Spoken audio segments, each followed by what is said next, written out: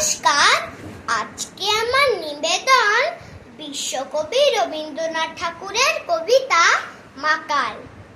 গৌর বর্ণ নদর দেহ, নাম শ্রীযুক্ত রাখাল।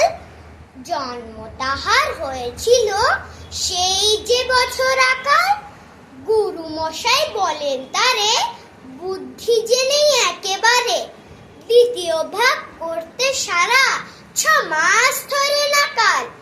রেগে মেগে বলেন বাঁদর, নাম দিনু তোর মাকাল। নামটা শুনে ভাবলে প্রথম বাকিয়ে যুগল ভুরু। তারপর সে বাড়ি এসে নৃত্য করলে শুরু। হঠাৎ ছেলের মাতন দেখি সবাই তাকে শুধায়, এ কি? সকলকে সে জানিয়ে দিল, নাম দিয়েছেন গুরু।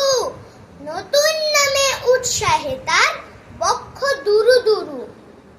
কোলের পরে বসিয়ে দাদা বললে কানে কানে, গুরু মশাই গাল দিয়েছেন, বুঝিস নে তার মানে। রাখাল বলে, কখনো না। মা যে আমায় বলে সোনা, সেটা তো গাল নয়, সে কথা পাড়ার সবাই জানে। আচ্ছা, তোমায় দেখিয়ে দেব, চলো তো ওইখানে।